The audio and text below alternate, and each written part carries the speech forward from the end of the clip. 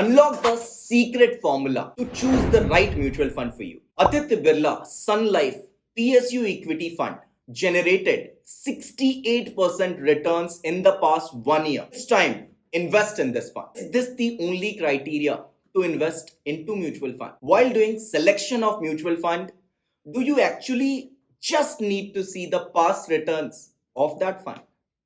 The answer is no. As much as it seems enticing, the criteria for selection of mutual fund is not only based on the past returns. There are different and many factors and criteria to select the right mutual fund for you. Welcome friends to SBNRI channel. This is Sushit. I welcome everyone once again. Today we are not only speaking about the numbers. Today we are talking about taking informed decision to plan your future with investments. So we will be speaking about the step-by-step action to choose the right mutual fund for your portfolio as per your needs. There are various factors to choose the right mutual fund for yourself. Let's talk about them one by one. Category selection. Category selection is choosing mutual fund based on your investment appetite and your risk appetite. Historic performance. So you have to see the past returns of the mutual fund scheme in different time frames, not only the past returns of that particular mutual fund. Asset under management.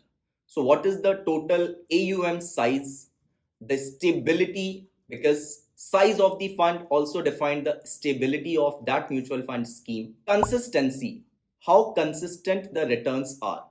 There can be the returns are very high sometimes in different time frames, sometimes it is very low, so you should not select those funds. Reputation, trustworthy AMCs often delivers good returns and you can trust them. Benchmark beating, so the funds who are performing with respect to their defined benchmarks, you can go for them and you should absolutely have them as a criteria. Risk adjust returns. So the risk that you take, whether that asset is generating that much return against the risk that you have pertained, that should be considered. Role of fund managers, whether the fund managers are consistent or not, whether they have been associated with the fund, with the scheme for longer time or not, how was their performance. These are the points which you must consider. As said, this is a step-by-step guide to choose the right mutual fund.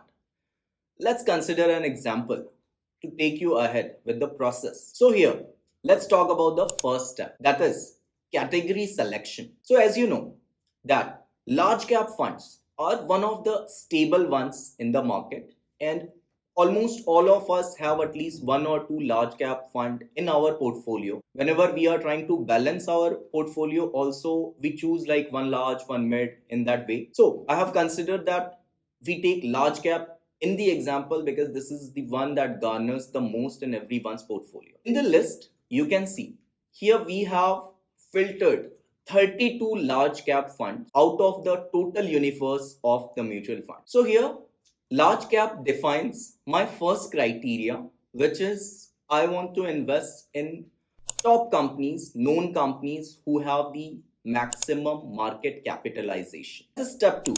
Let's put the filter on AUM, asset under management, total market capitalization.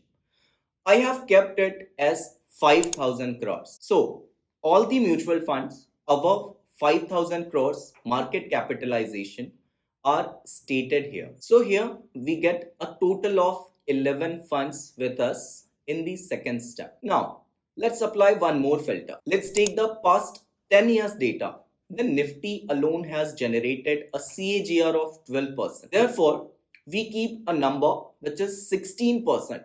Let's filter all the mutual funds out of these 11 that has generated returns either 16 or more than 16% in the past 5 years. When we refine this data, finally we come up with 5 mutual funds that fits our criteria. Now, these criteria, if you see, then this is not only on the basis of returns, but that is also with respect to consistency in the market. These criteria are our guidelines to the stars so that we find out the right funds not only on the basis of their past returns but on the basis of their consistency in the performance. Volumes speaks numbers, and in the investment world, they tell stories.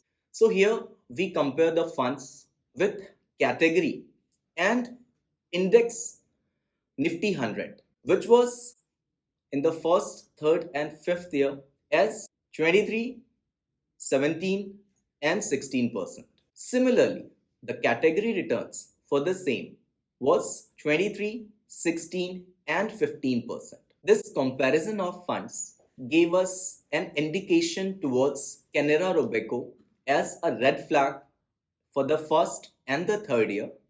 That leaves us with the 4 performing funds after our fourth filtration. Let's talk about the step 5, which is ratio analysis. This is a little bit of technical, but trust me, this will give you a very detailed analysis of the funds. The terms that are very important to understand and perform this ratio analysis are as follows: standard deviation, beta, alpha, and Sharpe ratio. Let's talk about these entities in short. For your reference, the graph is also presented in here. Let's talk about standard deviation. So this is the measure of how much the fund's returns has moved as compared to the returns of the same fund. If the standard deviation of a fund is less than 10%, then it shows that the fund is less volatile. If the ratio is in between 10 to 20%, then it means the fund is moderately volatile. If it is higher than 20%, then consider that the fund is very volatile. Let's talk about Sharpe ratio. Sharpe ratio is the measure to understand the returns generated from the mutual fund as compared to the risk taken for the same. If Sharpe ratio is less than 1, then it means that it is underperforming as compared to the risk that you have taken. If the Sharpe ratio is equal to 1, then it shows that the risk that you have taken, the mutual fund is generating the right return for that. If the Sharpe ratio is greater than 1, then it shows that the risk that you have taken versus the returns that the mutual fund is generating, it's very good for you because the returns are high as compared to risk. Talking about alpha. Alpha of a fund shows whether the fund has outperformed or underperformed as compared to its benchmark. For example, if alpha is positive, then it means that it is outperforming its own benchmarks. If alpha is negative, then it shows that the mutual fund scheme is underperforming as compared to its benchmark. Beta of a mutual fund is the volatility of that fund with compared to the volatility of its benchmarks. If beta equals to 1, then it means the fund is equally volatile and risky as compared to its benchmark. If beta is less than 1, then that fund is relatively less riskier and less volatile as compared to its benchmark. If beta is greater than 1, then it shows that the fund is highly volatile and riskier as compared to its benchmark. So once we move through these ratios, we understand and we see that Nippon is out of the game because of the numbers what we see. So now we are left with ICICI, HDFC, and SBI. These are the 3 funds which you can see on the screen. Step 6. This is about the qualitative and quantitative factors. Here we will be discussing about several factors that again are important amongst these 3 funds because they come from the same category.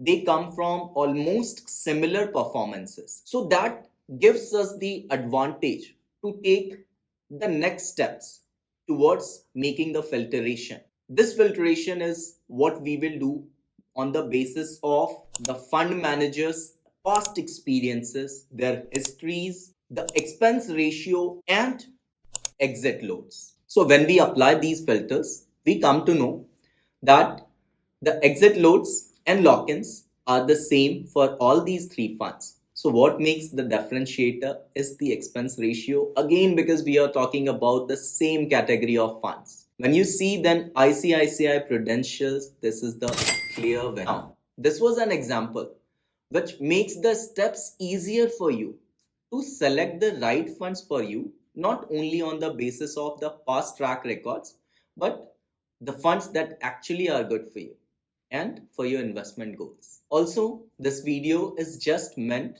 for your understanding, and this is not to highlight or to push you to invest in any of these funds. This is just for your understanding. Friends, investing is not just about the numbers.